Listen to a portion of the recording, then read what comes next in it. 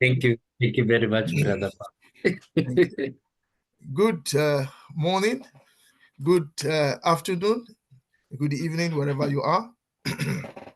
For those of you in the meeting, and for those who will be joining us online on our YouTube channel, welcome to another Saturday of the Constantism study class. On Saturdays, we discuss the unification of Africa. We listen, we talk amongst ourselves, and then sometimes we have presenters who present something to us as part of that conversation, after which we have a discussion.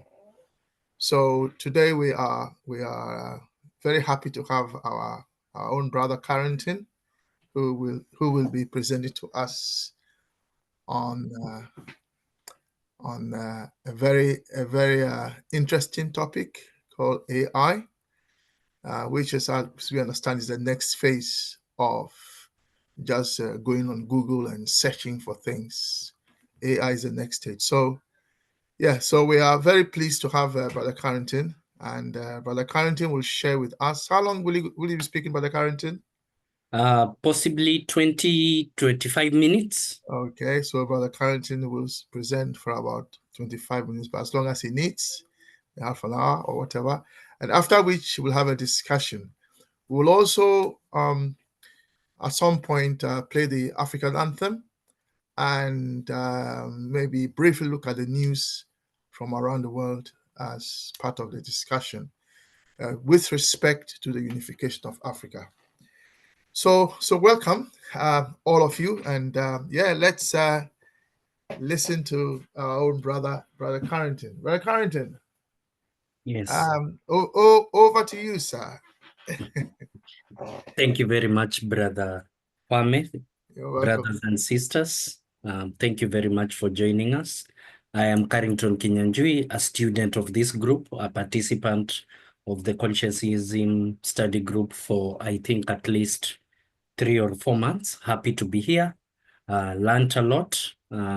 Today we are going to talk a little bit about a topic that is increasingly becoming important for the world and actually for Africa also.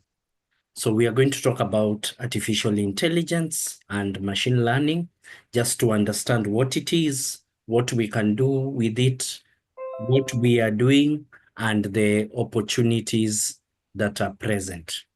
A colleague of mine called Roger will be joining. Roger is a colleague of mine. We have worked together to build a small AI system that is currently in use in Kenya. We will talk a little bit about that more later on as we go along. But first, let us just start with the basics of machine learning, and then we will proceed from there.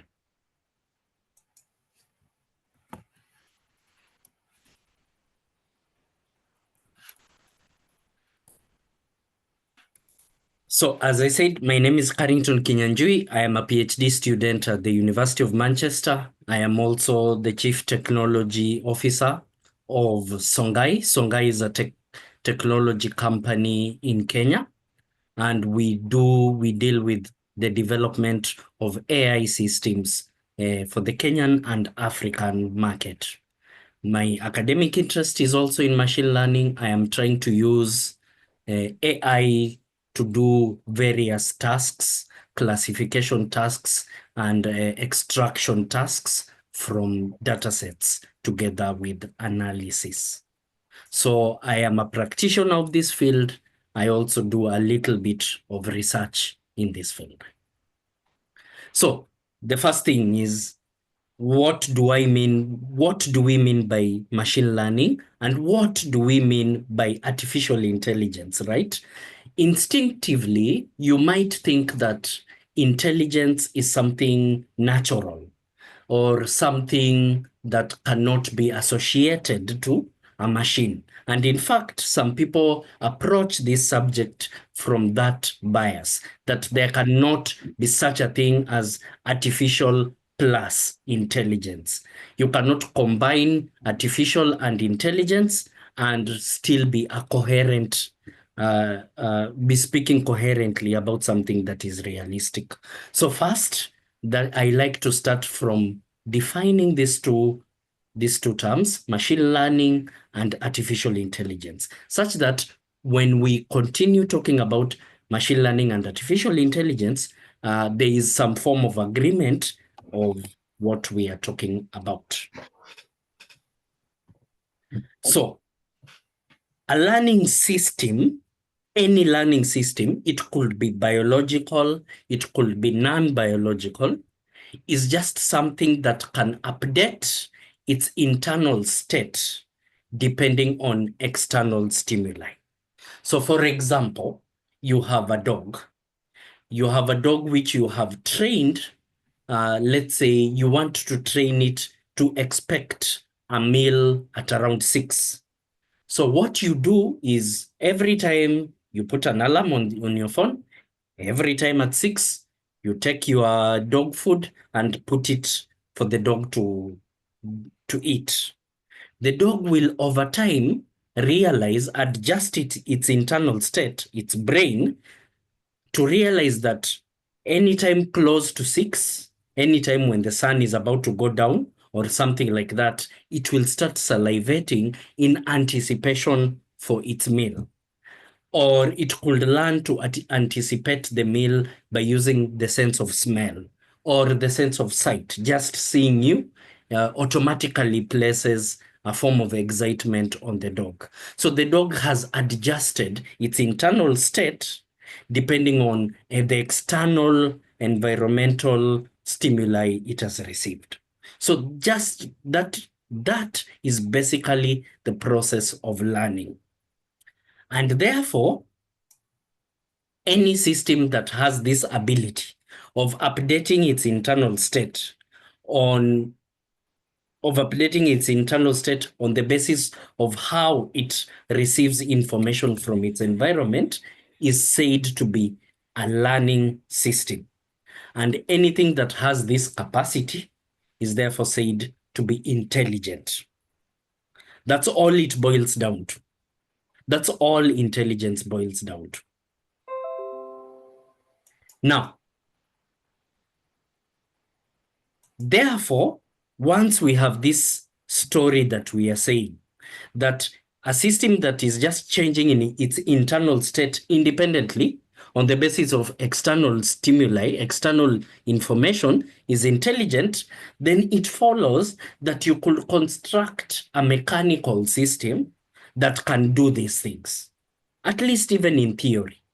In principle, you can construct a system that can change its internal state. And therefore, this mechanical system that can change its internal state depending on environment is said to be machine learning. And any machine that has this capacity is said to be an artificial intelligence. So these are the definitions we are going to build upon going into the slides. So, as we've spoken, the ability to learn, this ability to change your mind to your internal state on the basis of the environment, to be convinced, to update your beliefs about the world on the basis of environmental information, which could come from your peers, people debating you, people questioning you, people challenging you, is said to be intelligence. That's why human beings instinctively associate the ability to change your mind with intelligence, right? It's your ability to be flexible. It's a certain plasticity, but not also a naivety. You're supposed to be somewhere in the middle, balancing, changing your mind, but also keeping your ideas if your ideas work for your specific environment. And this is where artificial and intelligence come together. The process of building artificial systems that have this property of intelligence. Okay. AI recently has grown from something known as big data. I'm sure all of you have heard of this. You've heard of it from Twitter, from news, from YouTube. Big data, big data, big data. So what are we talking about big data? I don't know if it's Microsoft or IBM have come up with this idea of the 3 V's. So big data comes in 3 dimensions, essentially. It comes in large volumes. So roughly Twitter generates a few 100 million or 1 billion tweets per day.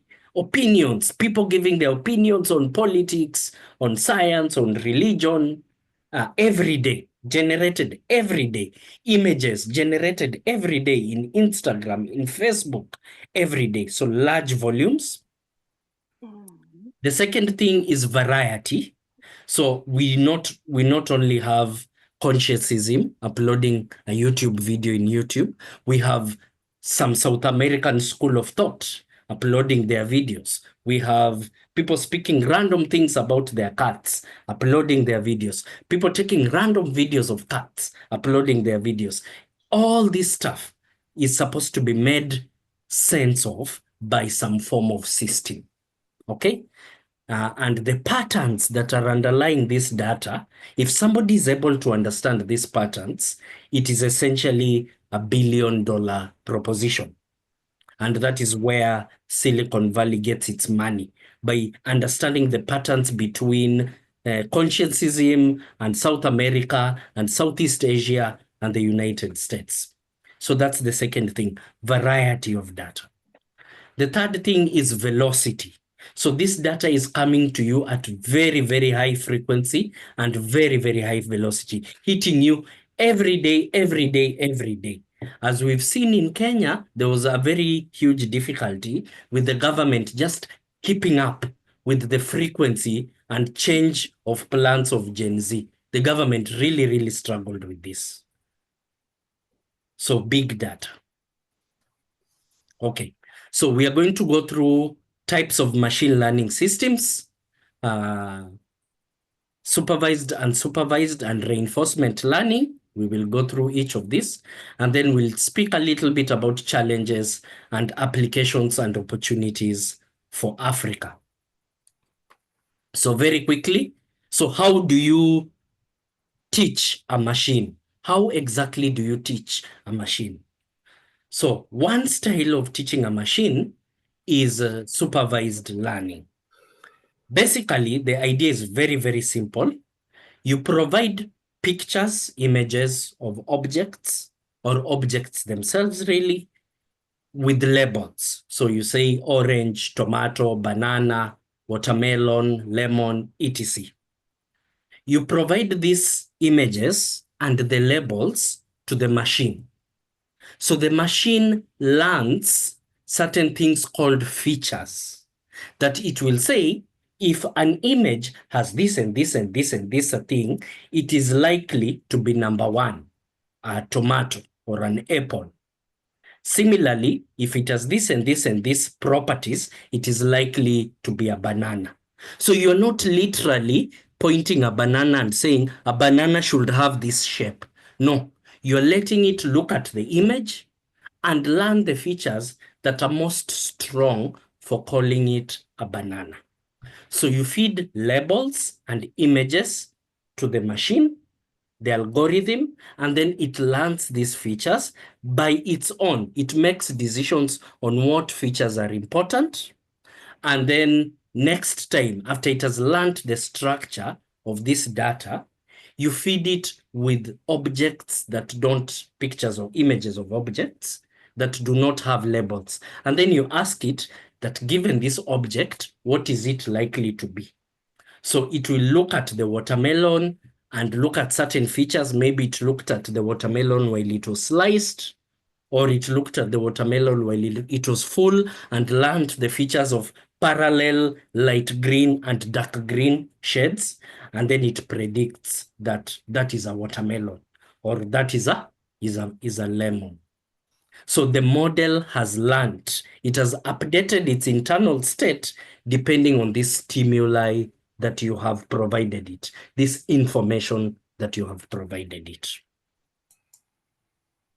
So supervised learning is very useful for classifications and also prediction, to be able to predict, for example, a stock market, to be able to predict, for example, given certain abilities, where can a child be best placed, for example, in a given school? What are the abilities and how do they correlate with certain opportunities for the given child? It could also be used, although there's huge debate in the industry, for selecting curriculum vitae, CVs. Yes, for example, because it learns the strongest features with high employee performance. And therefore, it could make, at least, at the very least, initial decisions about the likelihood of employing somebody. Unsupervised learning. So the first one is supervised learning. Supervised learning means you're learning, the model is learning, the machine is learning using labels, as we've spoken. Unsupervised learning. So this is a little bit more interesting. You just give the data as raw as it is, sometimes processed a little bit. You give the machine or the model this data as it is structured. So you do not try to put any labels, you do not try to separate the data, you don't try anything, you just feed the data into the model. So over time, as the model tries to predict certain features, it learns to arrange the data in a way that it can make sense of the patterns in the data set very clearly. And from trying to make sense of patterns in this unstructured data set, it learns to understand the data. So for example, this is a simple example that is commonly used of common cartoons that children enjoy: Mickey Mouse, Bugs Bunny, Donald Duck. So it gets images of these cartoons and slowly learns to structure that these are ducks because they have long bills. This is a mouse and this is a dog or something like that. So it learns to separate this data. And when it learns to separate this data, it has effectively learned a pattern of the data set. So this is unsupervised learning.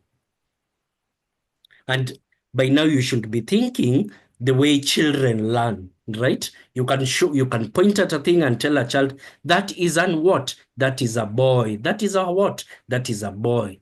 So the child will learn using labels, but the child could equivalently learn without labels, that this thing is more similar to this thing than this thing on the other end. Next kind of learning. So let's talk a little bit about the applications of unsupervised learning. There's this problem in science, in mathematics, in population statistics, in finance, very many places, this problem of clustering, grouping things together according to common properties. And supervised machine learning is extremely powerful in learning these patterns and therefore grouping patterns, grouping objects according to their common properties. So this is one powerful application of unsupervised artificial intelligence. Anomaly detection. Anomaly is something that is strange. For example, you are chief of the Central Bank of Kenya or some central bank in Africa, and all of a sudden there are certain strange financial transactions. How are you going to detect these strange financial transactions while the entire country is carrying out 1 million transactions per hour? One way of doing it is automating the system, having it learn the usual style Kenyans transact their money. And then when somebody all of a sudden is sending $1 million to some weird bank in Switzerland, it learns that this is a strange occurrence, and then it flags that transaction for you automatically and then lets you know. This is the exact same system that is used to block spam calls and spam emails from your inbox. Google developed this system to block these strange people calling you, asking you for your money. And also, anomaly detection is very closely related to novelty detection. Let's say you're doing some science experiment, you've recorded a large amount of data sets that you cannot possibly read on your own. You can train an artificial intelligence to detect it for you. The third and final system is called reinforcement learning. Reinforcement learning is a little bit interesting, where it depends on something called an agent who is acting in a given environment.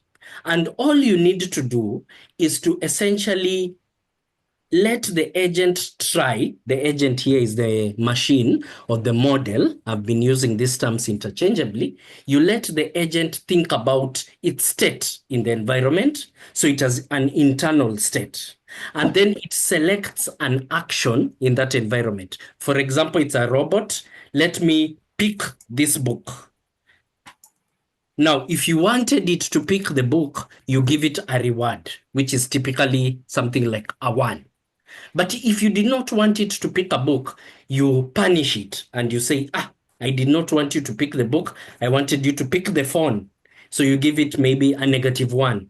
So the next time, depending on whether you've punished it or rewarded it, it will learn to pick books or mobile phones, depending on the punishment and reward you give it. Again, this is how we train children. Depending on whether they do their homework or not, they either get a pinch or a sweet. So this is reinforcement learning. Reinforcement comes from the idea that there are certain habits, good decisions that you want to reinforce, and there are certain bad habits or bad decisions that you want to suppress. So reinforcement learning. Now, I will take you quickly through modern systems of artificial intelligence. They're called deep learning systems. We will understand why they're called deep learning systems. Don't worry about that. So this is the engine of ChatGPT. This is the engine of Meta AI. This is the engine of Google Search, Google Translate. This is the engine of most of the AI that you're using right now. They're called deep learning systems. So a little bit of biology. Biology was not one of my best performed subjects, so I'll try my best here. So this is called a neuron, and this is the workhorse of your brain. This is the cell that is the workhorse of your brain. A neuron receives signals through the synapse. There's the synapses on the dendrite here, on this side, okay? And then depending on certain decisions, the amplitude of the signal, the strength of the signal, it will either pass it through the axons to other neurons, or it will suppress it. It will switch it off. This looks like a very, very simple thing. It looks like a wire, actually. It behaves like a wire, or a little bit complicated wire. But when you take these things and wire them together, billions of them, when you take these things and wire them together, in their billions or trillions, you end up with Carrington Kinyanjui. Remember, ladies and gentlemen, brothers and sisters, that we are materialists, and therefore, this thing is us. This very, very simple cell, this very, very simple wire is essentially us when it is wired together creatively, essentially, depending on whatever force you ascribe, evolution or the ancestors or a mixture of both. So computer scientists, physicists, in the 50s, 60s, and 70s noticed that this style of information processing, where you just wire a thing and it decides whether to pass the signal or to switch off the signal, suppress the signal, is an extremely powerful way of organizing information processing systems. Because this is the way the cow's brain works. This is the way the human being's brain work. This is the way the camel's brain works. So they decided to try and simulate these systems in computers. And they came up with something called a threshold logic unit. And as you can tell, threshold is there. So depending on a certain threshold, the signal will go through or not. It will be suppressed and switched off. So you have a series of inputs, and then you have a series of things called weights. Think of them as biases, the natural setting of the signal. This natural setting of the signal allows you to process this information, multiplies the input by this natural setting of the neuron, and then adds it into a single value. Now, if this single value is something like 60, it will pass through if you have set your threshold at 50. If it is 45, it will be suppressed. So when you pass in inputs, basically it is making decisions about the strength, about the relevance, about the usefulness of this information implicitly before it passes it to the next unit. So let us see what happens when you put several of these very, very small, simple things together. You end up with a system called a multi-layer, many layers, 1, 2, 3, 4. So you end up with something called a multi-layer perceptron. And this was some of the first deep learning systems developed in the 80s. So you have several inputs into the system, and over time, these inputs learn to find their paths through this system, through these neurons, and give you a certain output. So I will give a very simple example. Remember our supervised system, right? Where you have an orange with a label, okay? So you put the image of the orange here. You split that image of the orange into very small parts, and then you send them through the network. This is called a neural network because it is a network of neurons. And then it is amplified or suppressed depending on the system. And then you have a label here. So it will go through the system. These pixels, these small pictures will go through the system. And then the system will decide that this is not an orange, this is a tomato. And then you will punish it. When you punish it, it comes back. The signal comes back that this was the wrong decision. So it starts to cut off some lines, as we will see in the next slide. So this was just to give you an idea of how a multi-layer perceptron works. The most important thing that you need to remember is that there's an input layer, just like we have inputs as human beings, our eyes, our ears, our skin as a sense of temperature. And then you have the processor, which can be one layer, can be two layers, can be very many layers. And then you have an output, which takes a decision depending on the input and the processing. Computer science boils down to input, process, and output. So just to give you a better idea of how the system learns, a very good place is actually rural Africa. So you have an anthill, and you wonder, how do these ants know where there is food and where there is not food? Where there is little food, where there is no food, and where there is a lot of food. So this is an anthill, this circle thing. Forgive my drawing abilities, I will get better. This is an anthill, and then the anthill is surrounded by an environment which has food in some places and doesn't have food in some places.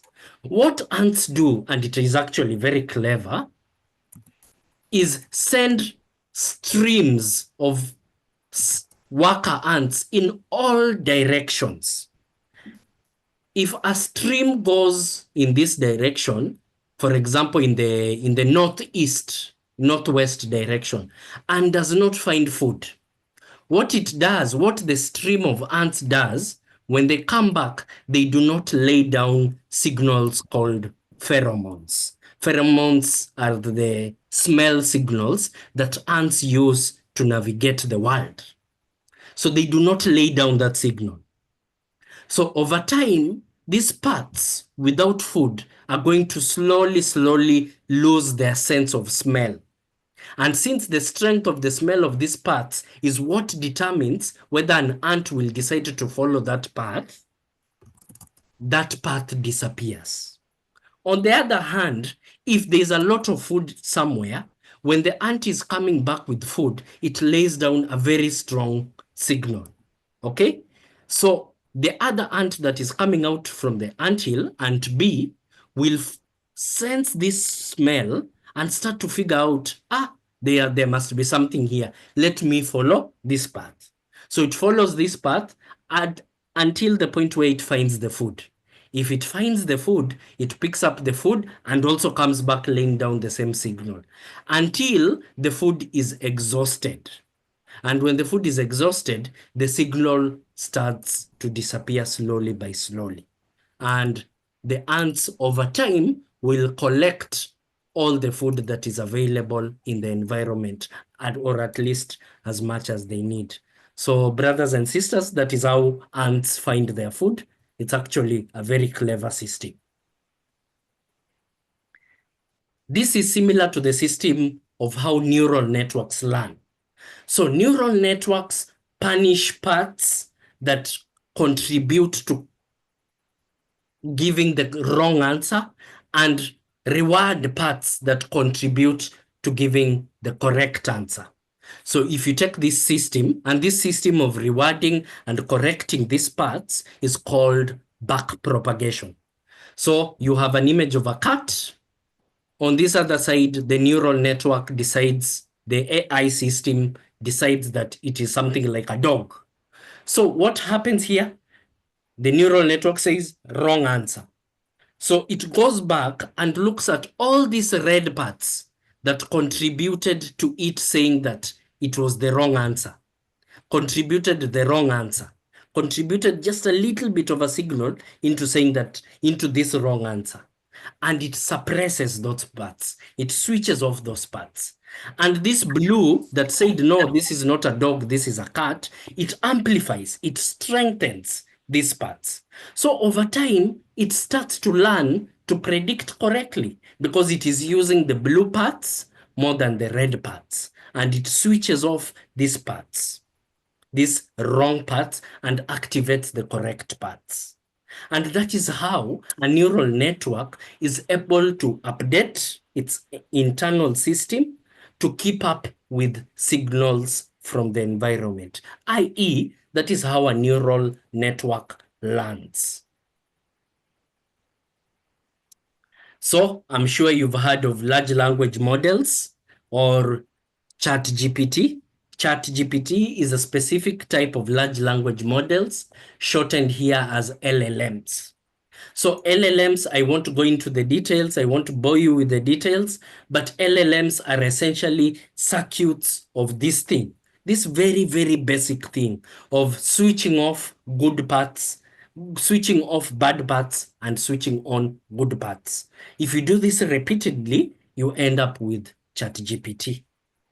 So it works by, you can ignore this other half. It doesn't need the encoder. It needs the decoder. It just works by taking an input and then converting it into numbers. Computers only understand numbers. Computers are naturally mathematicians. They do not understand language. So you convert it first. The first thing you do whenever you're dealing with the data in computer science is to convert it into numbers. This is called embedding because there are specific types of numbers called vectors, and we have a mathematician in the room. Brother Kwame will explain what a vector is. And then these vectors, these numbers, are then taken into this block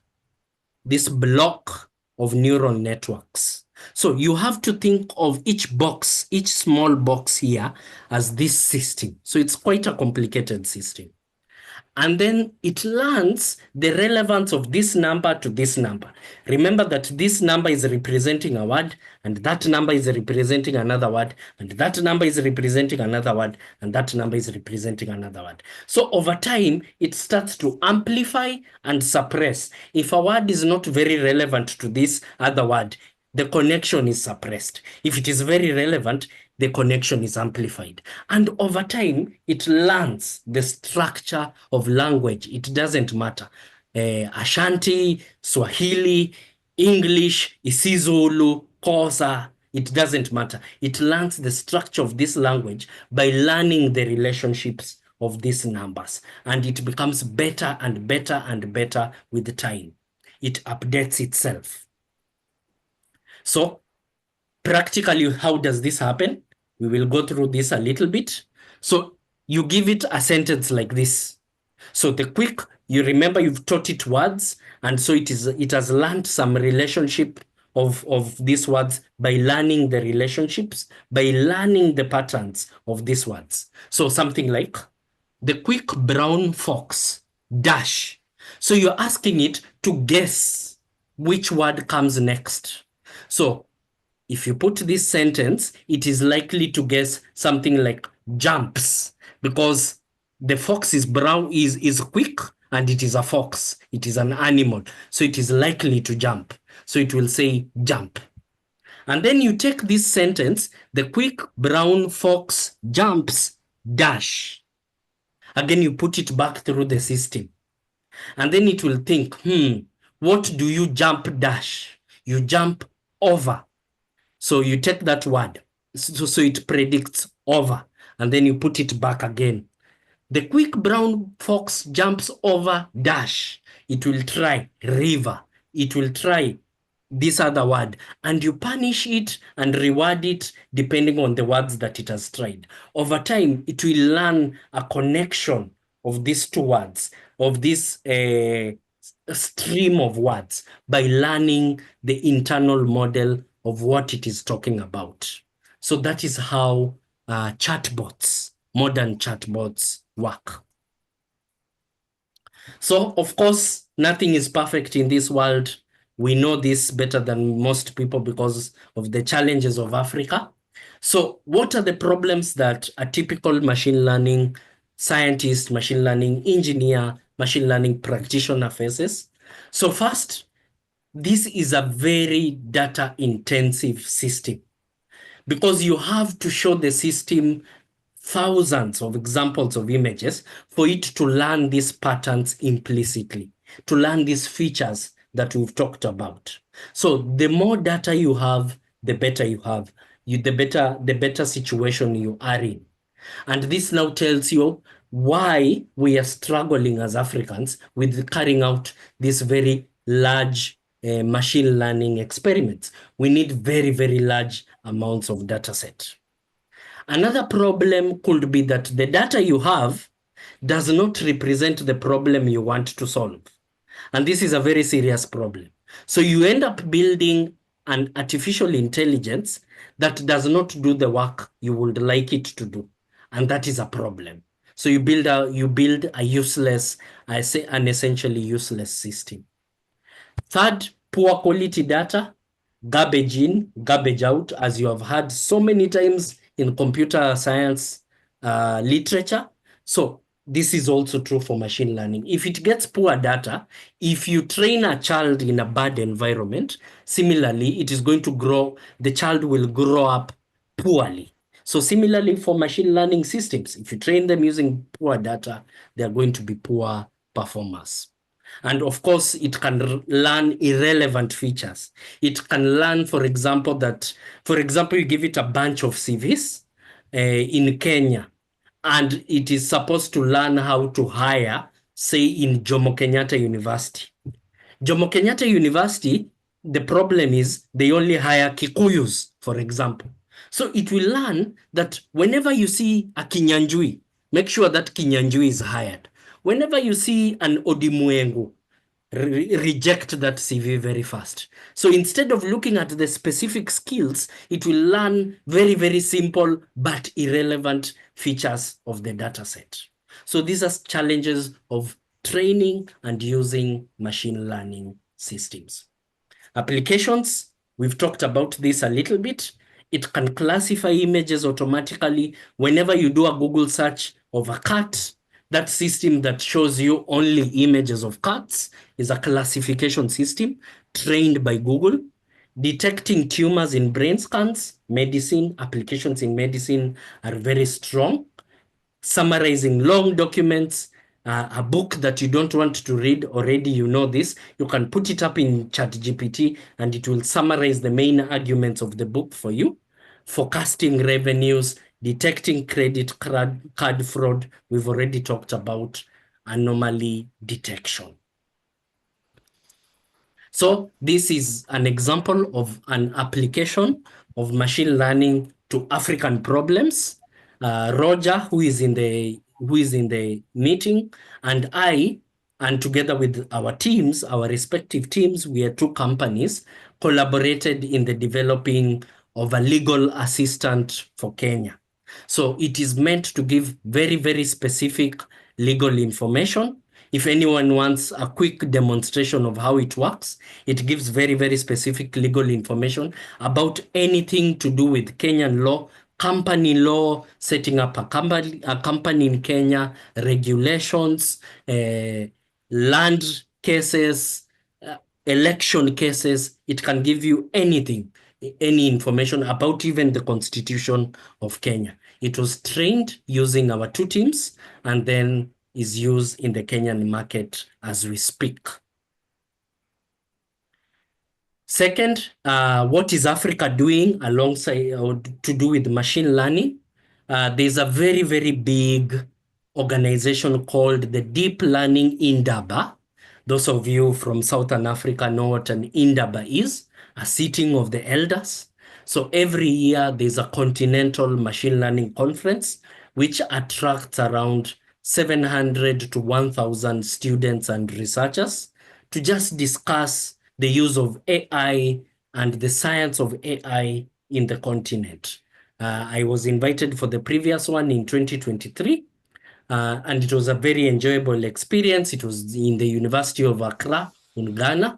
So there's already some signs of activity. There are signs of life to do with machine learning and artificial intelligence in Africa. There are very many young people interested in these things. There's a lot of activity in Kenya, Ghana, South Africa, and I'm sure in your respective countries, there's also a lot of activity. And there's opportunity for us to strengthen this technology. Remember, there are 1.5 billion children coming to birth in Africa in the next 20 years. And this is the technology they will have to live with. Just like we have had to live with mobile phones, they will have to deal with AI. So the better, the sooner we build our own systems, the better for us. So they're not just problems, right? They're not. We Africans like thinking using the frequency of problems too much, I feel. This is my personal opinion, but there are opportunities. So for example, Africa has, I think, 2,500 languages. I think Europe has something like 20 languages, and it is the closest in terms of linguistic diversity to Africa. So Africa has the largest linguistic diversity in the continent. So imagine building a local or continental system that could speak all of these languages, not just through text, but through voice, so that I can go, I can learn any African language I want. I can go to Accra and speak to my phone, and then the phone speaks Twi. Is it Chui or Twi? I keep on mistaking. Both. Okay, yeah. Speaks Akan, some Akan language in Ghana, I could learn Akan using this system. I could learn isiZulu. I could learn Chewa using this system. So there are a lot of opportunities for us to embed our culture in our technology. And this is the problem we are facing as Africans. We keep on absorbing the technology of other people, but not adapting it to our needs. So our first step would be to absorb this technology, adapt it to our needs, and go one step further. Build technology from scratch that is fit for purpose in the African continent. So this is what I would like to do for the next 10, 20 years of my life if I am blessed by the ancestors. So again, we have the youngest population in the world. What can we do with these imaginative young people? Should we just keep them idle so that they start protesting and forcing the government to think creatively about employment opportunities, etc.? Or should we use them to try and train these systems, try and collect data for these systems, try and build computational infrastructure for these systems? What can we do here? Yes, we have a big visual and material culture, music culture. How can we use this to train our own systems, our own technological systems? Remember that we didn't have the guitar, but we had the harp in Africa, in West Africa, for example, and East Africa. But when we got the guitar, we did not start playing English rock or American rock. We adapted the guitar in Congo to give us Lingala. We adapted the guitar in Nigeria to give us Afrobeats. We adapted the piano in South Africa to give us Amapiano. So how can we adapt technology just like our artists? How can we scientists and Africa scientists and technologists, and I'm sorry, I'm one of them, we are quite lazy compared to our musicians and artists. How can we adapt these technologies to build new technological systems for Africa, just like the musicians are building new musical products for the continent and for the world? And actually, the world seems to enjoy African music when it is original. So, what can be done? We've already spoken about this. We start again, input, process, output. This is the most useful way, in my opinion, of thinking about this problem. Inputs, we must protect our data.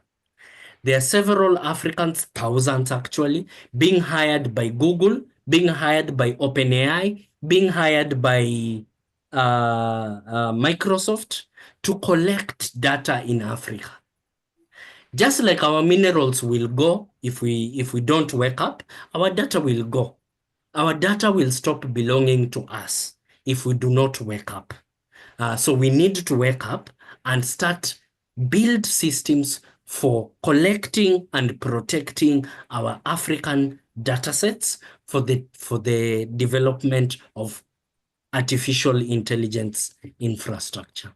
The second, once we have the data, we should not just put it in a bank. We should not just shelve it and wait for it to magically help us. We should build the computational infrastructure for processing this data. There are good signs of this in Egypt, in Morocco, in South Africa. South Africa has a high-performance computer. Kenya, I think, is starting to think about building a similar high-performance computer. So these are good signs. We should start building these systems and even go further. Why shouldn't we manufacture these computers in the continent? What is stopping us? The minerals are in Congo. The minerals are in Kenya. The minerals are in West Africa. Why shouldn't we build these systems in the continent? And then output. From the data and from the computational process, let's build tools that are meant to work in the African continent.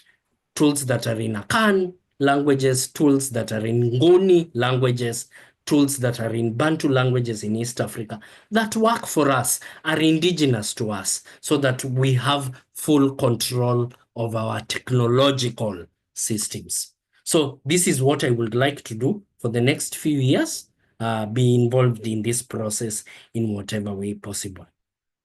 Thank you for listening to me rambling on and on. Thank you very much. I hope you enjoyed. I hope you picked one of two sentences from what I spoke, and I am open to any questions, comments, and suggestions. Asante sana. Thank you very much. Brother Carrington, thank you so much for a considered, erudite presentation. Very informative, very challenging, and you've put before us, a lot to think about. So thank you very much. We'll go to questions and answers. So we'll if anybody has a question for Brother Carrington, as you know, Brother Carrington is a physicist, and in our quantum system class on Thursday, if there are any, if you like, misunderstandings with respect to the physics, he's the one that explains them to us. And I don't know if you know, but Consensusism, which is the progressive ideology of Pan-Africanism, is based on physics. So it's very, very helpful. So we have Brother and Lovu's hand is already up. Yeah, so we'll do questions and answers. And then after that, we'll then, so basically just ask questions for now for clarification, after which we'll then open the floor for comments and discussions. So the time is 6:57. So let's hear the African anthem, after which we'll hear the questions and do the questions and answer session. Thank you. So here is the African anthem.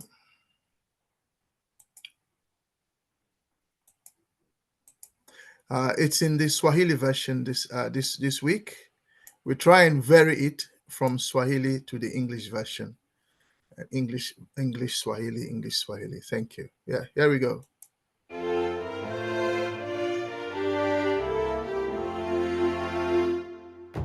Tuungane sote na tushereke pamoja ushindi kwa ukombozi wetu.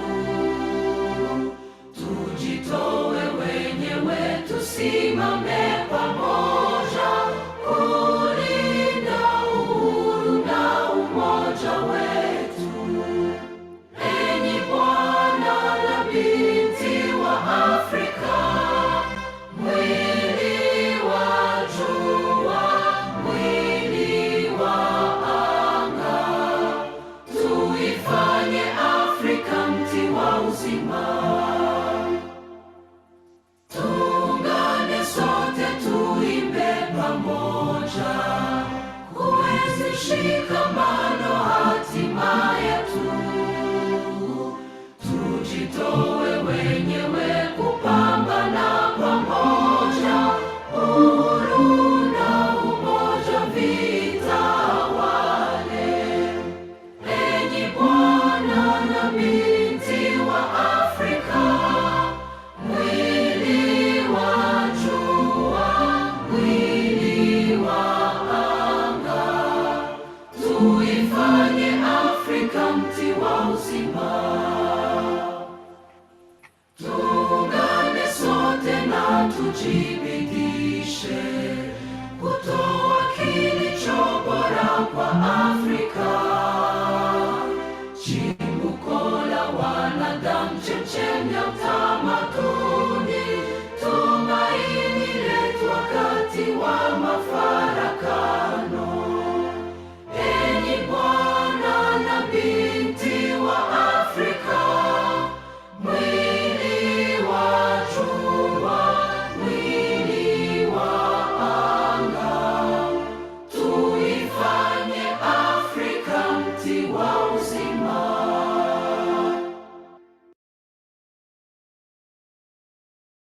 Thank you very much. Brother Ndlovu, your first question. Thank you.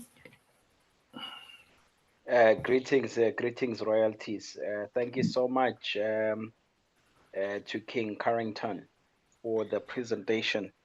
Yes, it's a sterling job because, the world is moving. They're talking, the technology. artificial intelligence, it will change all industries. And of course, for us to be on par with the globe, we then have a huge backlog where we need to build this necessary infrastructure. You speak a lot about, it depends on data. So that means for me, what comes to mind is that how long typically, would it take for us to set up our own data, infrastructure?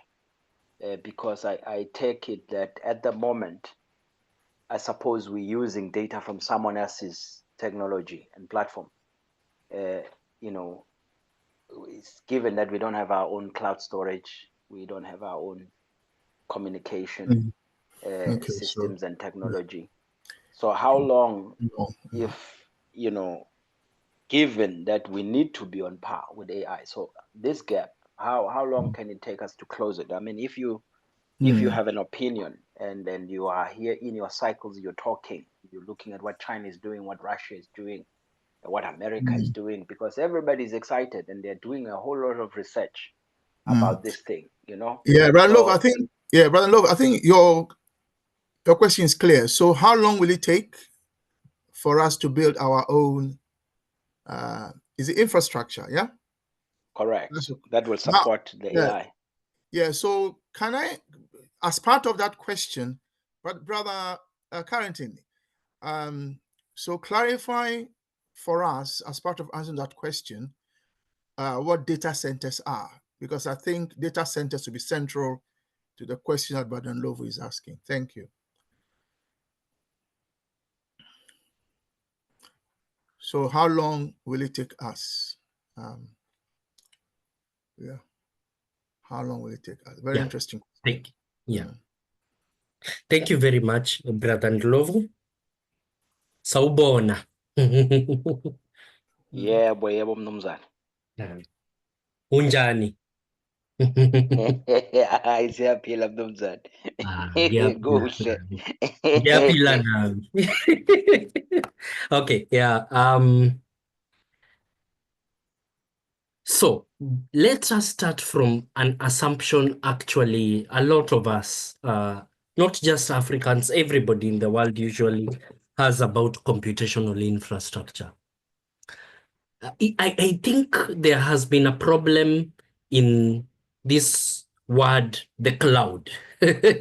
People think that there is some weird thing that computer scientists did, some weird algorithm that computer scientists created. And actually, Roger, I will invite your comment here. Roger is a cloud specialist. That computer scientists created, engineers, and somehow we are able to store data in the electromagnetic cloud somewhere. The reality is that these companies, Google, Amazon, are spending billions of dollars to build the hardware that Brother Kwame has talked about. Essentially, very, very large computers of CPUs stacked on each other, which are able to store and process requests very, very fast.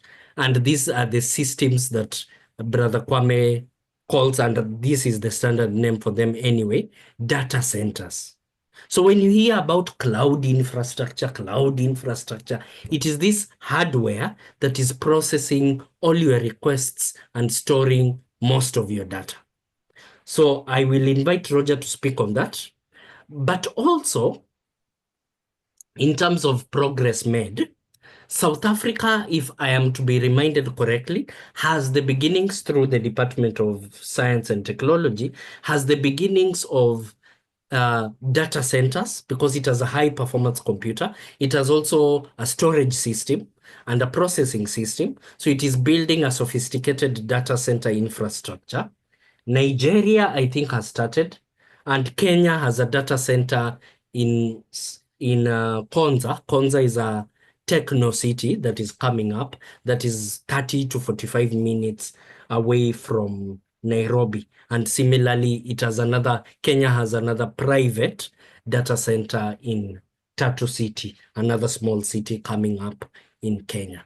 So there are signs of private action and public action in building these data centers that are going to be the necessary infrastructure for our computational revolution that is coming.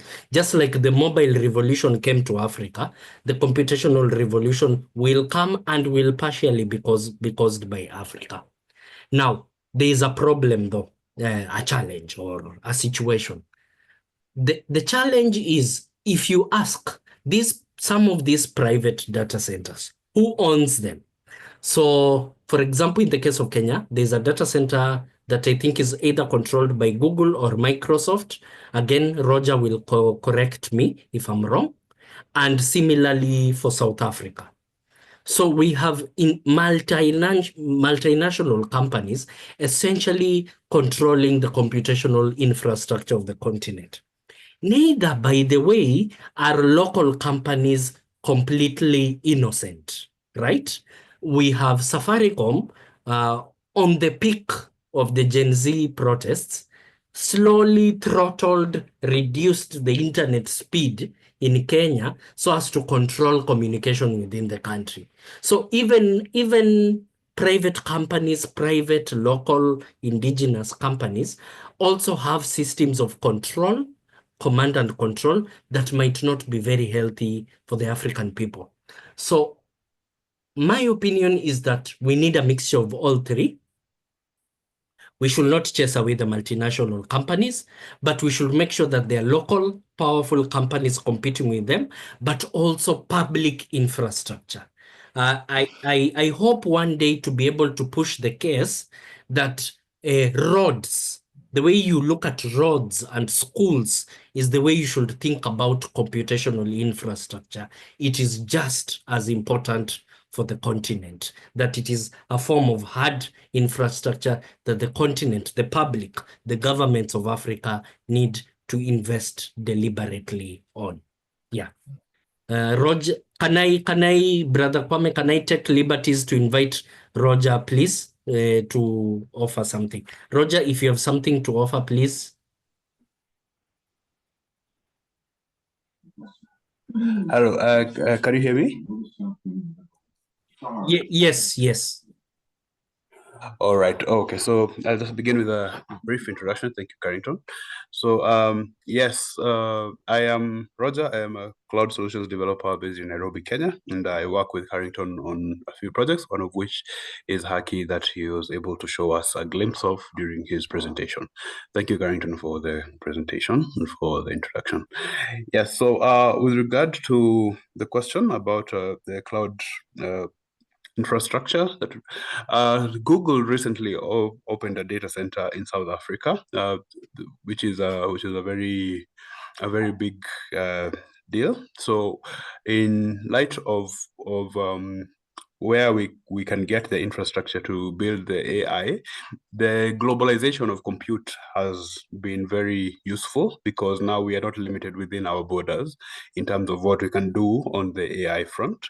But that said, it is still, before we move on from that, I will say that it is also advantageous for us that we're able to take advantage of some of the infrastructure that has been built by other companies. So, for example, when we're doing some of the cutting edge work in AI, we need some of the processors that are built by companies like NVIDIA, which would be very expensive for us to build, but we can benefit from leveraging the technology that they afford us.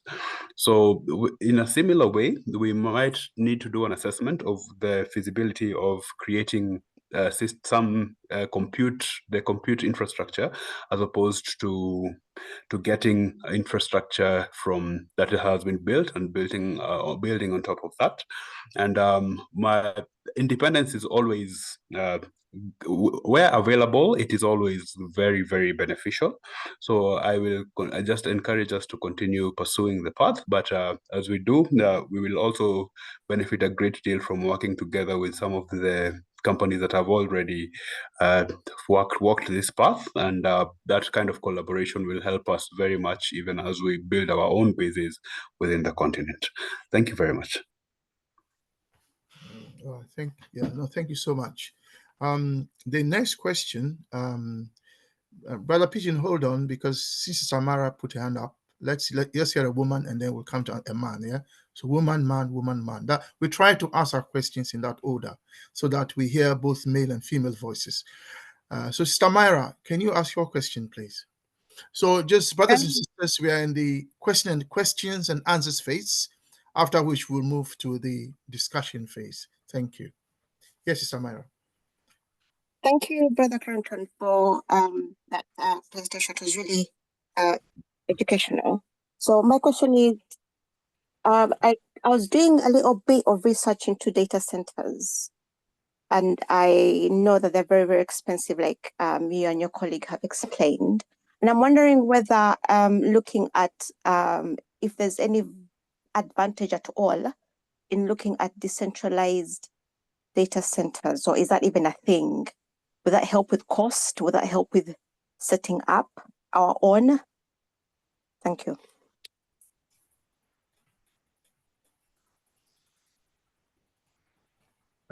Thank you very much. I will try and handle that. Now,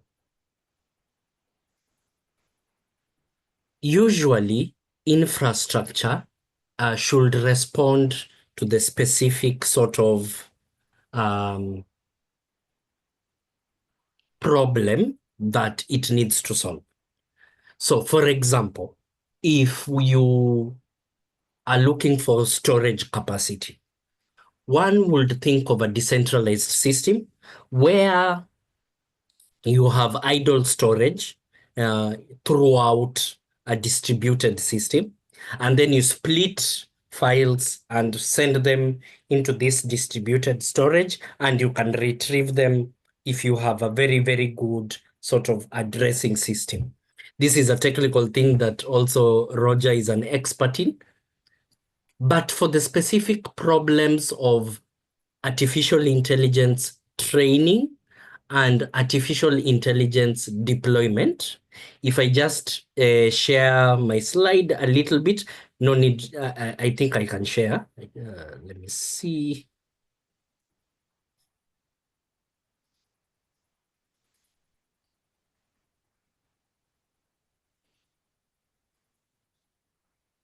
So let's go to this slide. This slide.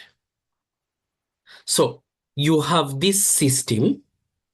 You have this system essentially. Now, for you to use this system, you need to store it as a single unit somewhere. But then these systems are quite huge. They have like a trillion of these small neurons that we talked about. They're quite huge systems. They could fit, for example, in a 2 or 3 TB hard disk, for example.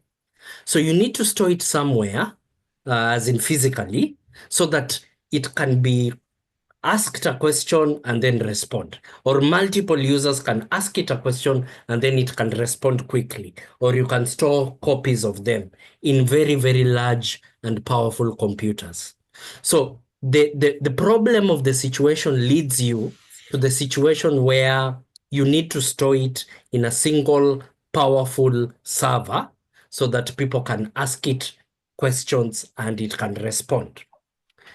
And also while you're training it, you need it, if distributed, it should be distributed amongst sort of physically closed systems so that the bandwidth of exchange of information between this processor and this processor and this processor and this processor is quite wide, so that information can be exchanged like that quickly, so that you can train the system relatively quickly. However, there could be brilliant computer scientists who are thinking of solutions for both these problems, i.e. distributed training of these systems and distributed service. Now, as an AI developer, we are thinking of something a little bit different.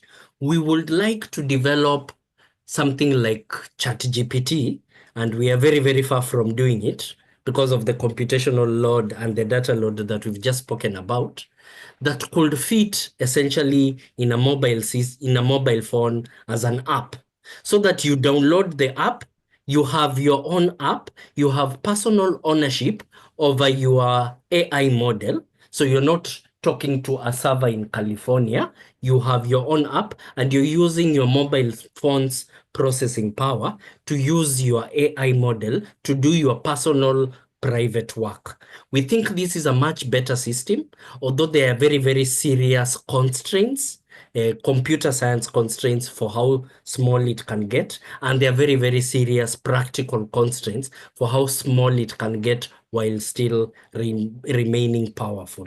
So these are the subjects of computer science, current computer science research, and we hope to be one of the people that contribute at least to some form of solution where you can have distributed service, where my mobile phone has an AI instead of me talking to some data center.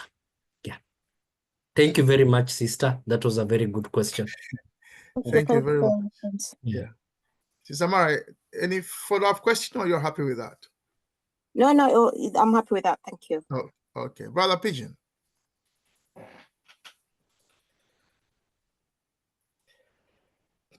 Yeah, greetings. Can you hear me? Yes, we can.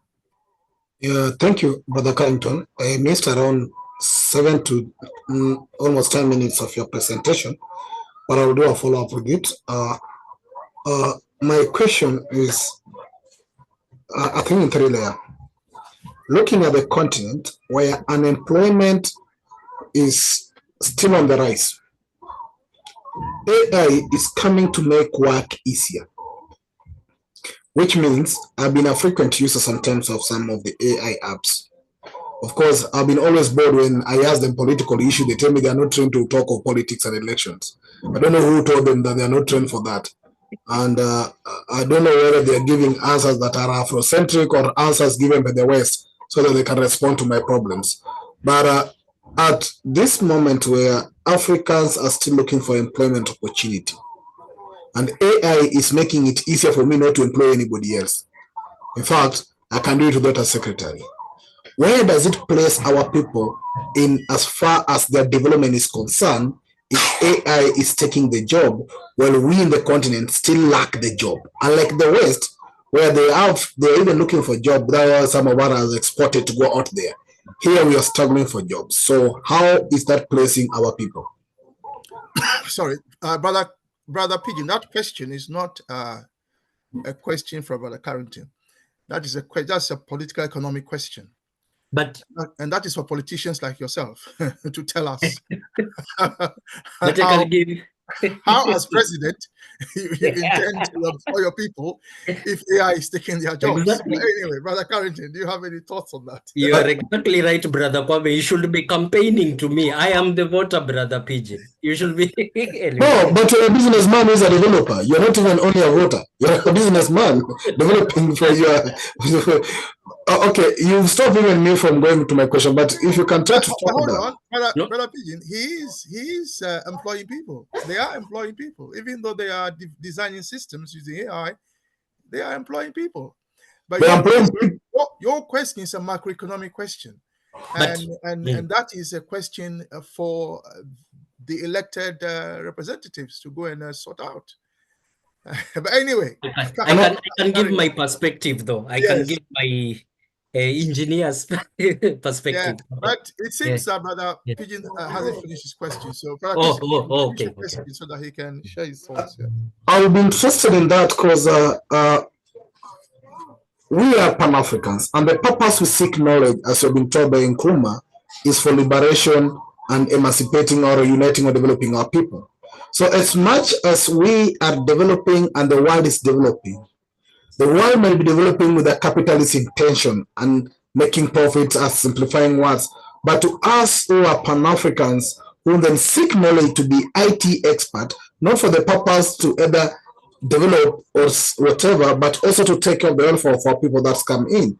My second question that ties to it is that AI has come from initiative from the West as well, who have already advanced in this, and that's why they are helping to put their so-called data center.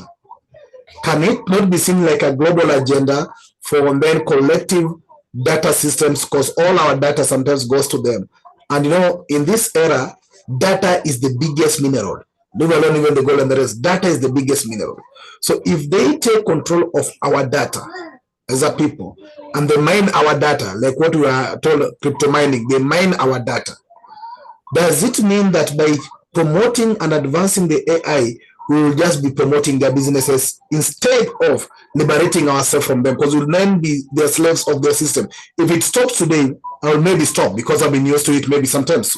So does it mean that we are falling back to a trap of some level of slavery or some level of control or colonialism that then might hinder us in future? So how do that also sit with you? Okay, so let's be clear on the question Brother Pigeon is asking. Brother Pigeon is asking, one, what happens to unemployed labor if AI is reducing opportunities for employment? That's number one. And then secondly, if the systems that are storing our data are in the hands of, shall we say, neo-colonialists, how will that affect us? I think that's the question Brother Pigeon is asking. Yes, Brother Carrington. Yeah. Brother Pigeon, thank you very much, as usual, for your extremely difficult questions, but I will try handle them as best as possible. First, you spoke about something that I found very, very interesting. Afrocentric AI, right? What will it take for us to build Afrocentric AI? We cannot make ChatGPT or Google or whatever Afrocentric. We just can't. Why? Why can't we? Because we have no control. We simply have no control over those systems. And we cannot have any hope of having any control. So we are going to speak to Californian systems. Why are we going to speak to Californian systems? We are going to speak to Californian systems because those who came before us, right, and even us, surrendered the development of these systems to these Americans. And we are going to be subject to their technological change for as long as we surrender technological development to them. It is not a matter of what we do. If we do not do it, someone else will do it and roll over us. That is the law. The law of geopolitics is the law of the jungle. So if we do not develop our own technological systems, nobody is asking our opinion. Nobody is asking us, what do you think, Africans, should AI be developed? Nobody's asking us that question. They're just going to develop those systems and roll over us. So to develop Afrocentric AI, we need to do step 1, 2, 3, 4, but also we need to think about something called the alignment problem. The alignment problem is very simple. You have built a system that is intelligent, right? It can process information, it can answer questions, it can carry out tasks for you. But what are the value propositions by which it answers questions? What are the value propositions by which it carries out tasks? What are the value propositions by which it does whatever you want it to do? And how do you train those value propositions into that system? For the system of ChatGPT, these LLMs, large language models, that problem is barely solved. It is called reinforcement learning, as we spoke about, through human feedback, where you punish and reward depending on the answer that the LLM has given. You select a better answer. Who does this work, by the way? Just for your information, the people who do this work are Nigerians, South Africans, and Kenyans. Not South Africans, Nigerians and Kenyans, I guess, for $2 a day. They're the people who say this answer is better than this answer is better than this answer. They've been doing it, and it has affected them psychologically, because when these systems are initially trained, they are very psychotic, violent, racist, and evil. Because the internet is very psychotic, racist, violent, and evil. So that is already a problem. We are not going to be able to build Afrocentric AI if we would want to build Afrocentric AI without building these systems. And as Roger said, we can bootstrap ourselves. Start from international infrastructure, but train local systems, but slowly in the long term work to replace this international infrastructure with state-of-the-art African technological infrastructure. So that is one. Two, on employment. There is something that I have seen is very, very interesting in human history. The value of the arts has grown with human history. Let me give an example. 300 years ago, there were griots throughout West Africa. They had a very high status in society. These people, the storytellers, but they were basically that nice guy, that elder that comes and tells stories for the young and the young adults to learn. Okay, no real payment. They were somewhere there in the middle. Now, as industrial technology has taken precedence over the West, and also Africa, by the way, it has become rewarding to be a musician. You can be a professional musician. In fact, last week, the whole of the Kenyan country, Kenya, the whole of Kenya was talking about a musician's 10, 20 bedroom house, which to some people looks ugly, to some people looks bad. But the musician is able to afford a 10, 20 bedroom house. So the value of art has exploded as the value of goods and services that blacksmiths produce or farmers produce has gone down because of increased productivity.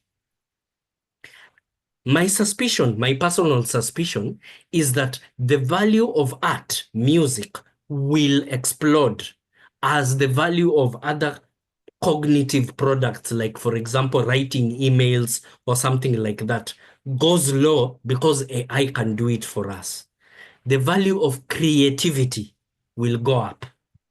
And most of the employment of human beings will come from high-value creativity. This is my personal suspicion for what is likely to happen. The creative economy is going to take a huge slice of the national economy. Something, mind you, that Africans are very good at. An example is the shirt Brother Kwame is wearing. Tell me how an AI will do that. So Brother Kanji, you are saying that Brother Pidgin should not be worried. For now. That there will still be employment for brothers and sisters. Thank you. Last question. Sorry, I have not answered this last question very quickly. Brother Pidgin, third, last question about whether we should be building AI, or by building AI, we are promoting imperialist Western values. Gunpowder is not Western. It is not racist. The Ashanti had a gunpowder assembly, the gunpowder guns. They had a gunpowder assembly, and that was what was able to help them win their first war against the British. Technology is not capitalist. Technology is technology. I would really love for us to build this technological infrastructure on which our children will then make the decisions to what to use this infrastructure for, rather than not build the infrastructure, ignore, And then the next version of gunpowder is used to enslave the entire African continent because the continent was caught sleeping again. We must never be caught sleeping again. So that's why I think it is extremely important to build African science and technology, not just AI, physics, chemistry, and biology. Thank you so much. Sister Chizomo, you have a question. Yeah, good evening, all. Good evening. Yeah, I'm always fascinated about this AI, and I try and work as hard to learn it and be able to use it. But the same ownership things bothers me. I think Professor Lumumba has done a video on it to say Africa doesn't own anything. If they switched off today, we would lose everything that's on it and would have nothing else. If they switched off WhatsApp or Facebook or all these other things, we'll be left with nowhere. And the reason I'm always conscious about ownership, apart from Africa owning anything, it's also what I put on it, I always feel I don't own. So all the stuff I've been putting since I started using computers, I find I've lost more than half of it. Because if So, they Sister Chizomo, what is your question? Well, the question is, what then do we do? Because if we What don't then do we do about what? all the work that we're putting in, they're just taking it. Who They're is just taking taking it. Whoever owns these things, Well, because Sister Chizomo, so hold on. Sister Chizomo, if you take Google, for instance, if you do work on Google systems, it's not owned by the West, it's owned by Google Limited. I mean, yeah, but who owns Google Limited? Whoever owns it. It's in the West. Yeah, but I think, what I'm saying is the term the West, it's too broad. Even if Google is turned off, it will affect everybody, including people in the West using it. Yeah. Yeah, so, but if they switched it off from us, which they do, as we heard, yeah, they managed to tone it down. In Malawi, that is our own people. It is not Google that turned it off. It's not American government that turned it off. It is our own. But I don't live in our own. I live in the West. Yeah, but I'm saying that in Africa, when it has been turned off, when there's an election let's take Uganda, for instance, if there's an election, at some point it is turned off. It's not Google or anyone that is turning it off. It is our own neo-colonial leaders that are turning it off. But anyway, your question is what?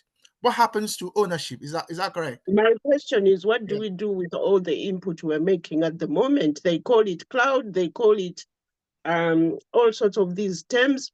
That the AI is learning from what we input, but So at the same time, they are taking it away from us. So who owns the learning? Who owns the data? Is that your question? Whoever owns it is collecting all our data, like they say. So what is your question to brother Carrington to answer? Or are you answering your own question? I'm not answering. I'm just wondering where does that leave us if we don't own even the work that we put in these things? Okay, all right. So, Brother Carrington. So yes, I have all your images, all your work you put in the last decade is all gone. It's already gone. So are you answering your own question, or do you want Brother Carrington? No, she's asking if Sister Chizomo, what's going on? Yeah, Sister Chizomo is asking what are we supposed to do about it. Yeah. Which I think is a fair question. So first, I should qualify something. So there's an act. I've forgotten the full name. It's called the FISA, FISA, in which basically the Americans are very interesting. The United States government can deputize any American technology company to yield any information of interest to the United States government as a result of the terrorist attacks of 9/11. In practice, what this means, and they've already set up the infrastructure, is that any email that you send to the United States, and send to the United States is also an interesting thing, goes through, can go through United States government processor infrastructure before it is stored in a specific Google server in California. So technically speaking, the United States has access to all information that is held by American technology companies. Now, as by the way, does the Kenyan government for Kenyan technology companies. Again, Brother Kwame's point stands, right? Ownership is a very difficult concept in technology. So technically, I can remove the images that I have uploaded in Facebook, technically. But also technically, if I am a person of interest, these images are already stored somewhere else. So That's my what do point. we do about, yes, and you're right. What do we do about it? There are blockchain systems. We have been speaking, we've been on a technology streak in conscientism. We have spoken about blockchain systems and distributed storage systems. I think Sister Myra asked about that. We can build infrastructure on the basis of these systems that technically have no owner and also have no controller, and therefore you have more liberties over your given records. For example, Roger will comment on the question of blockchain aided social networks, for example. That could be a way of doing it, building African blockchain aided social networks.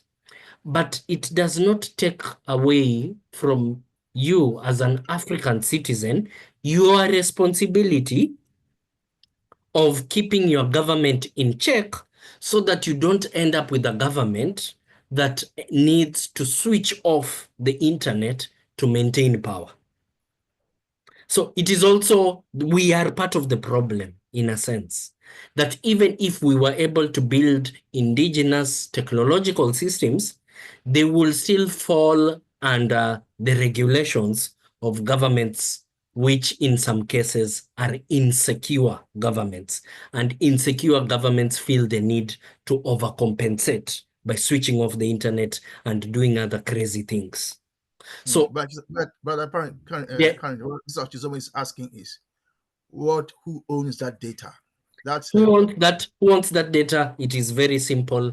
The United States government, mainly the multinational companies. You are right, Brother Kwame, but taken together with the United States government. So in answer to Sister Chizomo's question, and if we come to Africa and we have our own data center systems in Africa, who will own that data? Kenyan African multinational companies with their governments, because we need forms of centralization. Okay, so the system that you have created with Roger, who owns that data in that system? We do. When So you you trust us? There is your answer.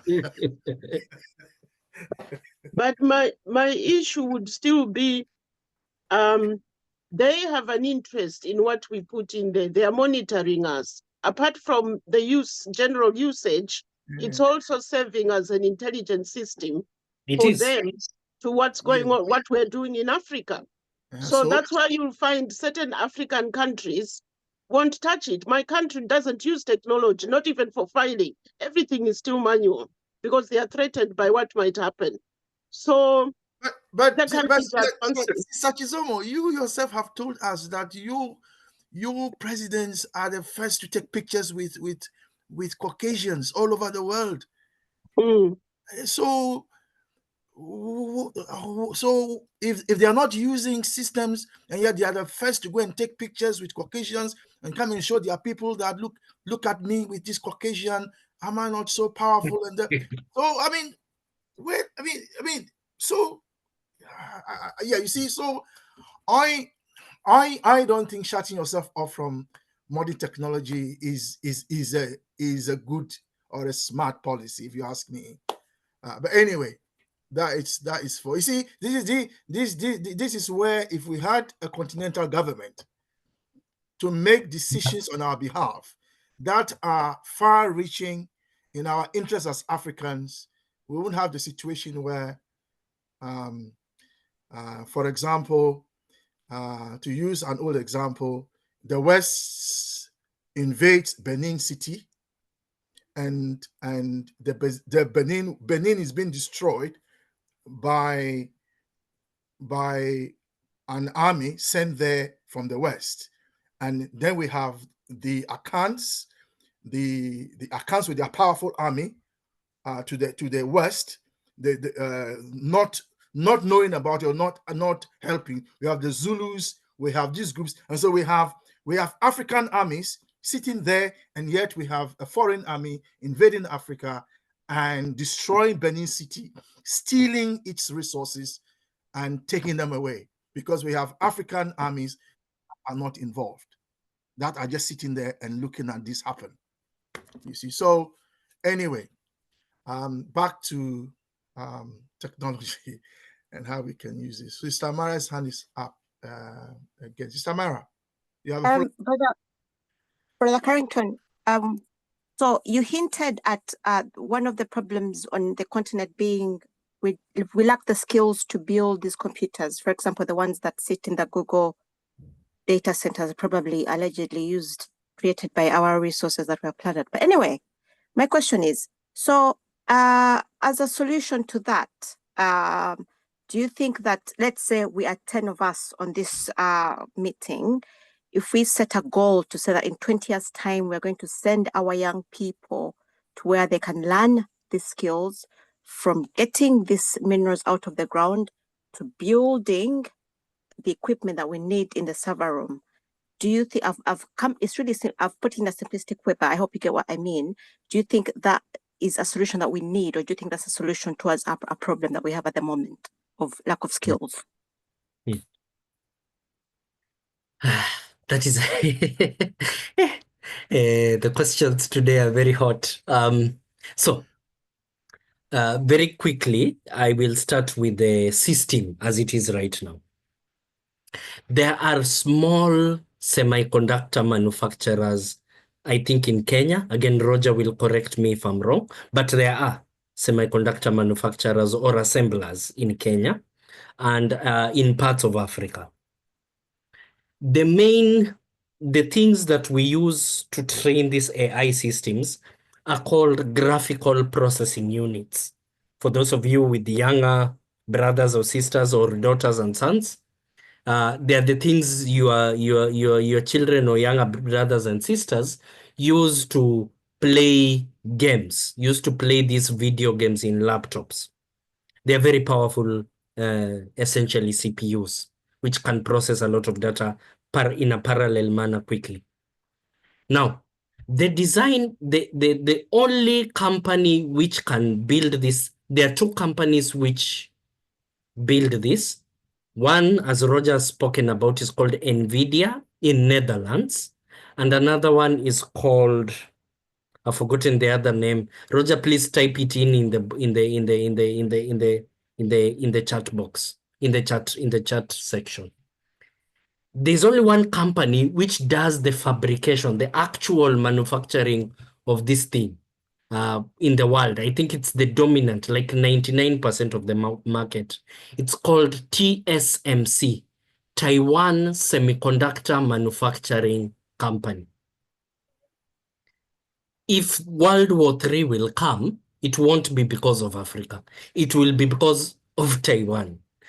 This TSMC entirely supplies the American semiconductor, almost entirely supplies the American semiconductor market and the global market for chips, semiconductor chips. Okay, this information, yes, AMD, yes. This information is tightly, thank you very much, Roger. This information is tightly controlled by that company and tightly controlled by the respective governments, the United States and Taiwan, because they do not want mainland China to begin manufacturing chips as well as state of the art as these ones, because they completely dominate the market. Even China buys some chips from this TSMC company. So how would Africa disrupt this market?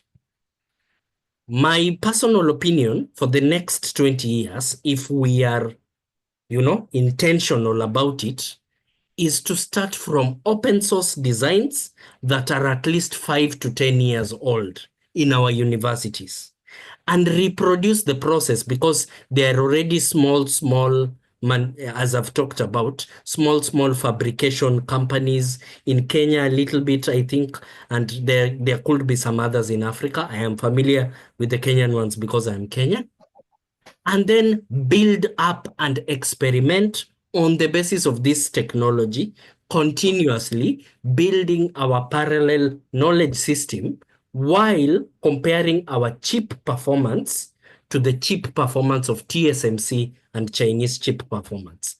This is how slowly a society and a civilization builds up capacity for the processing and manufacturing of semiconductor chips.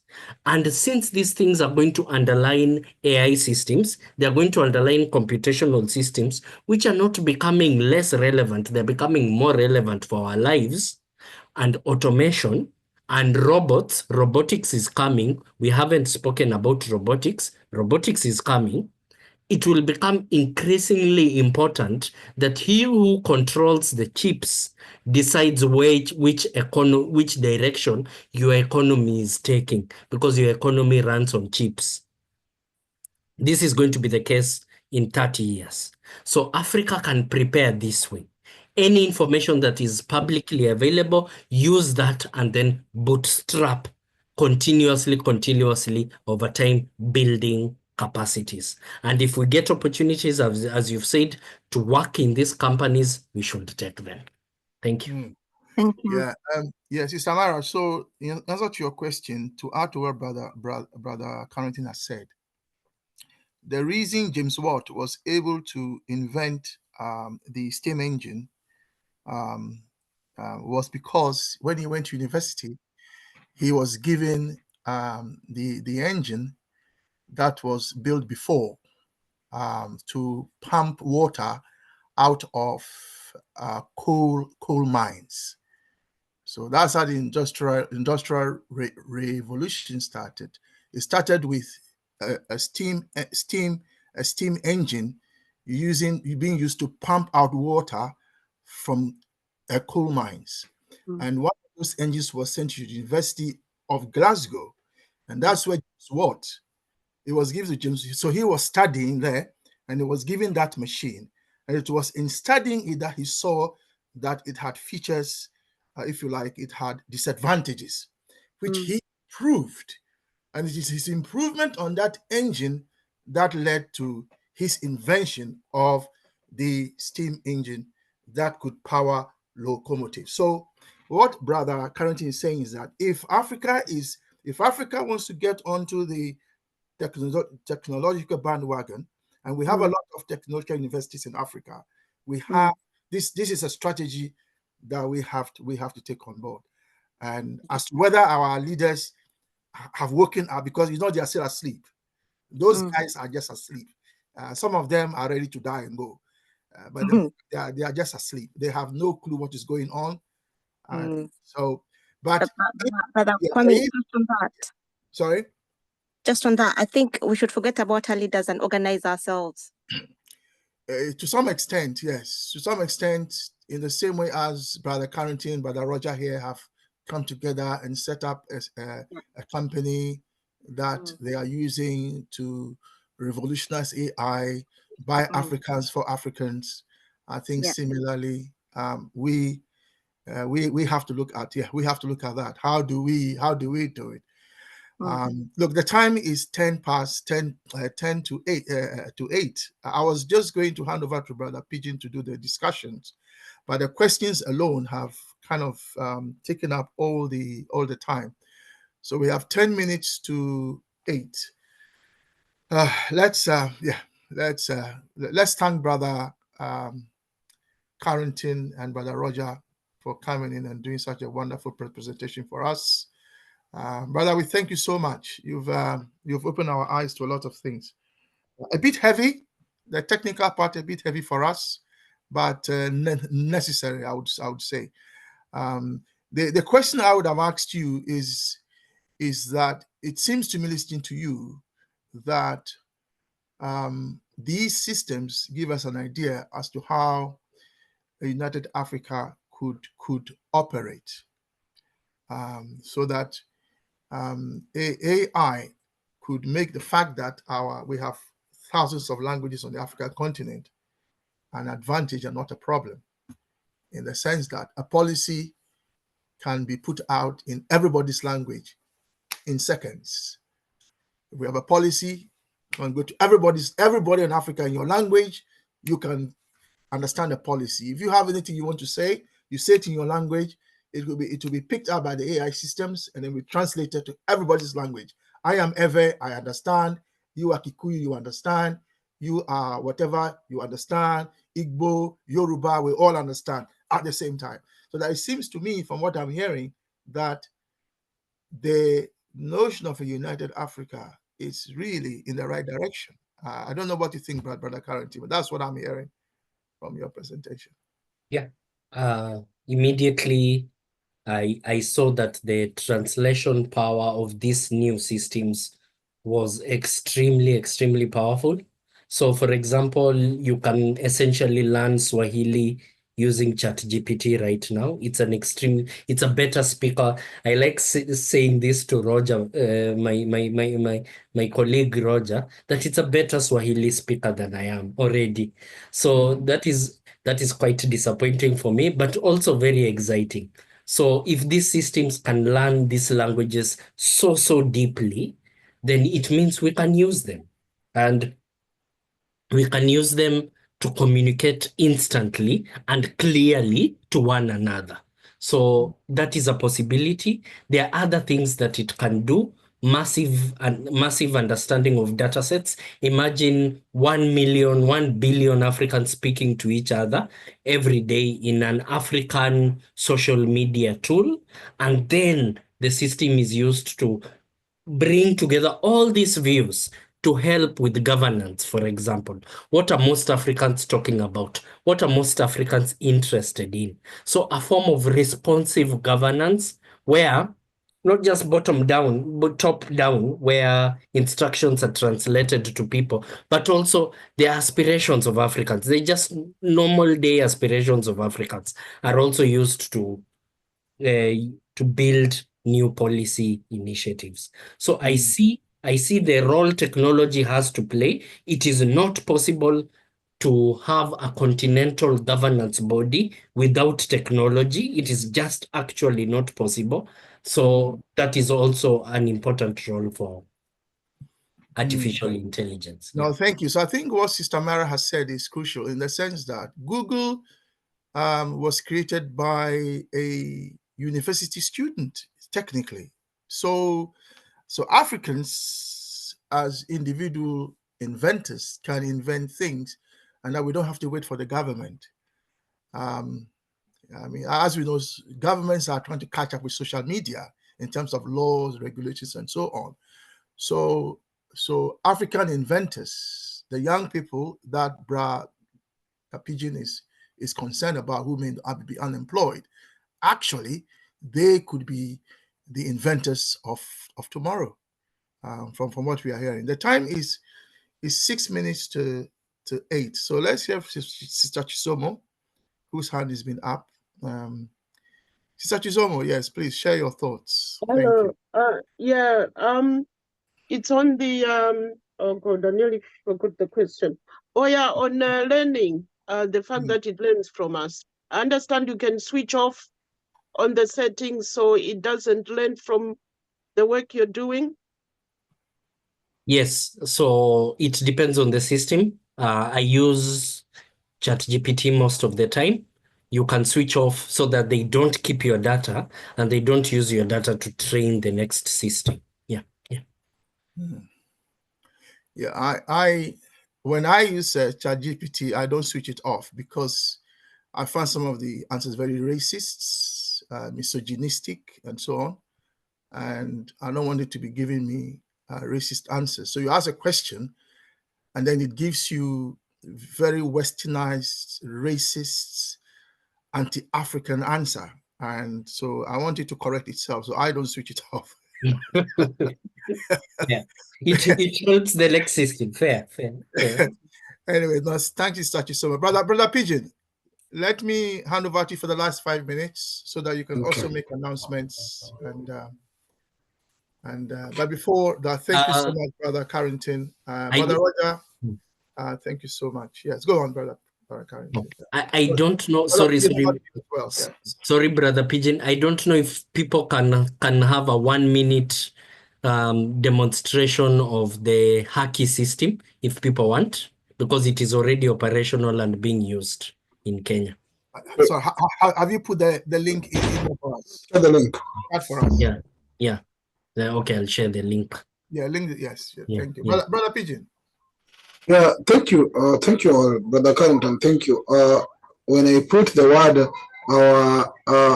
of course, good physicist, then the topic was AI.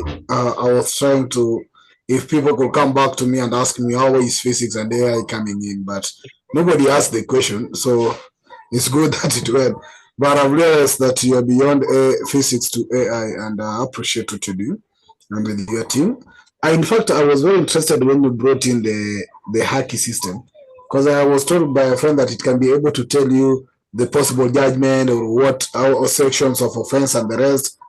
So it means if I become a president, I'll only employ the app, or not employ the judges anyway, so that they can know the potential resolution and judgment of their cases.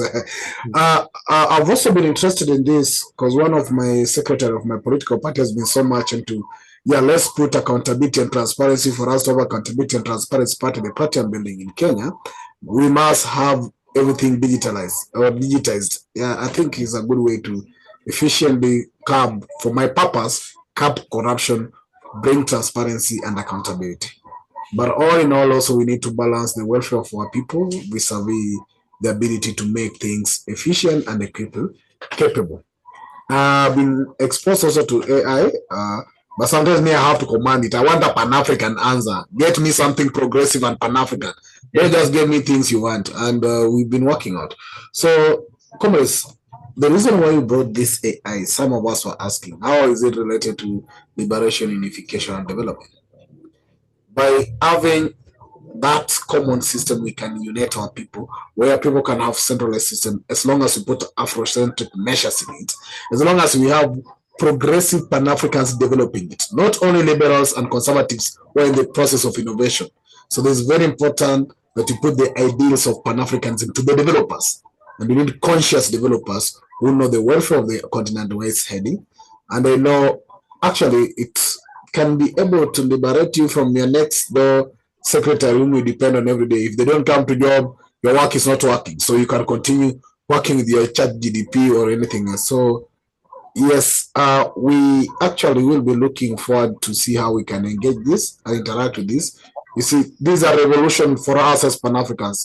We either jump in or you stay out, but the train is moving. So we either have to see how we can move in the train and see how we can cause the revolution inside the train so that we can be the drivers and we still move with it, because the population of the continent is very huge and they're targeting Africa. So if Africa become the drivers, we'll tell them, take a backseat to drive you, or take a vehicle, drive it in US. They'll still come up here because they need the population. So I think this is the best thing we need to think and we need to do. And thank you, Brother Kwame, for all the moderation this session or this time. Those who have asked their question, we do appreciate you. And those who have attended this session, we also actually do appreciate all of you. Let's look forward to see how we can engage. This is a group where we also enlighten each other. We build the consciousness. We know what goes around and whatever is within us and outside our perimeters as well. So next Saturday, we are looking forward to a conversation still on the unification of Africa, and we'll be notifying you what's going on next Friday. All these recordings will be available by latest Tuesday this week. I'll try my best to make them available on YouTube. Feel free always to share them, go back to them, listen to them, and ask questions as well. On Thursday, we'll continue the philosophy as usual. When they ask you, please join our philosophical class. So, Brother Carrington, bring Brother Roger to be a conscious philosopher as you continue the development of the apps and the rest so that we can work together. And I challenge all of us here who are in a Pan-African struggle, let's join the philosophical class because it's the ideology and the tool that then equip us to do this work perfectly. So please find time to come and join us in that class. We discuss very crazy and amazing things that are coming out, like the state, the issues of democracy, and the rest of so many interesting things. So thank you once again for all of you and for your time. And from my side, I'll say, Mulale Salama, let's meet probably on Thursday. And Tuesday, there's also a class for Kiswahili. So let's also join the Swahili class on Tuesday, Thursday, and Saturday as well. I don't have much to say in this venture. Brother Kwame? Yeah, is General Anunnaki presented for us next Saturday? Raspala? I'll get in touch with him. Oh, he has been having a pending presentation for the longest time possible. Are you referring to that? So from technology to now astronomical technology. Yeah, he has been looking forward to do this for the longest time possible. I'll get in touch with General Anunnaki so that he can tell us that how we are not human beings but spiritual beings. Yeah, that would be interesting. Okay. Is it possible to have Brother Carrington's contact? Yes. Sister Chisoma, I've shared to you, but Brother Pigeon will share. Yeah. Is it in the chat? Is it in the chat? Chisoma, you have access to Brother Carrington. He's on the CSG WhatsApp group. Yeah. But I won't be able to tell from the number. But Brother Pigeon will share. It's fine. I'm happy. Yeah. Brother Carrington, will you also be able to share with us the slide? Yes, I will share the slides too. I will share the slides to you. And you're giving us authority also to post it on our YouTube? Completely, yes. Okay. Everything. Yeah. Thank you for that, Brother Kwame. That's it. Thank you. Okay, you have ownership. Okay, so thank you very much. Let's meet again this Tuesday or Thursday or Saturday. Have a blessed evening. Okay. Well, Brad, come. I will contact you after this. Thank you. Thank you. Thank you.